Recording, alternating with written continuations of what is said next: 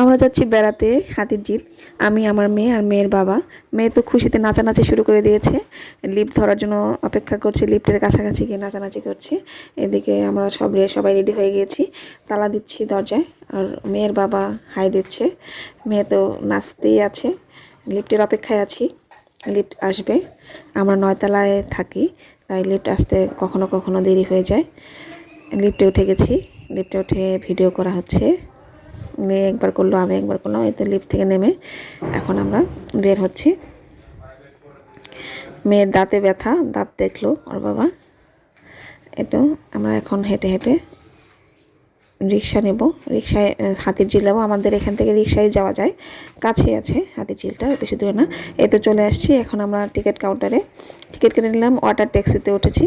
Water ট্যাক্সিতে আমরা police plaza যাব, সেখানে গিয়ে আবার ব্যাক করব রামপুরাতে।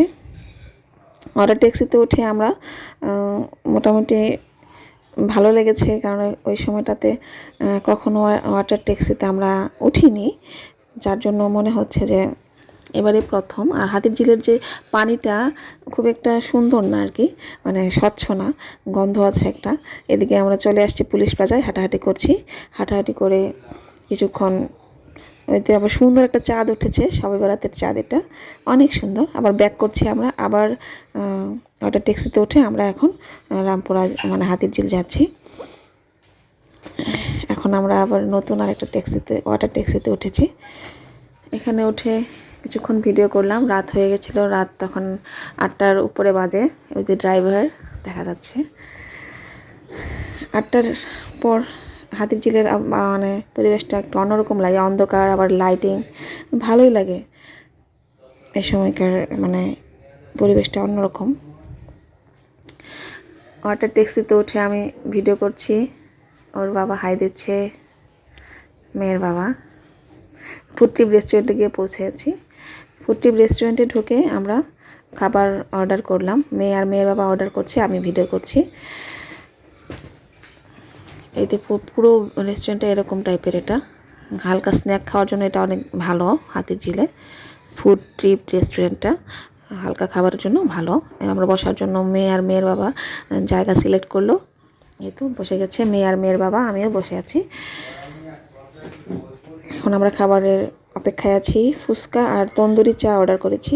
এই তো ফুচকা চলে আসছে। এখানকার ফুচকাটা একটু অন্যরকম হয়, খেতে ভালো লাগে, যার জন্য আমরা ফুচকার অপেক্ষায় ছিলাম। এখন ফুচকা চলে আসছে, এখন আমরা খাওয়া শুরু করে দেব। এখানকার ফুচকার টকটা অনেক টেস্টি হয় আর খেতে অনেক মজা হয়। আমারও তো ফুচকা খুব পছন্দ, আমার মেয়েরও অনেক পছন্দ। এই তো মেয়ে ফুচকা পেলে তো খুব খুশি থাকে। সে ফুচকা পেলে মানে ভাবে যে যত কিছুই খাও না কেন, ফুচকা তার খেতেই হবে, ফুচকা মিস করা যাবে না। আর দিকে মেয়ের বাবা তন্দুরি চা খাচ্ছে। সে আবার ফুচকা বেশি পছন্দ করে না, সে চা পছন্দ করে। তন্দুরি চাটা একটু অন্যরকম হয়, তাই একদম একটু অন্যরকমভাবে খাচ্ছিল। মানে তার নাকি তন্দুরি চা খেয়ে মনে হয়েছে যে তার চেয়ে নাকি নর্মাল চাটাই ভালো। এদিকে অনেক রাত হয়ে গেছে, রাত 9টা বেজে গেছে। অন্ধকারের ভিডিওটা একটু করলাম, আমার কাছে ভালো লাগছে এই দৃশ্যটা, তাই আপনাদের সাথে শেয়ার করলাম।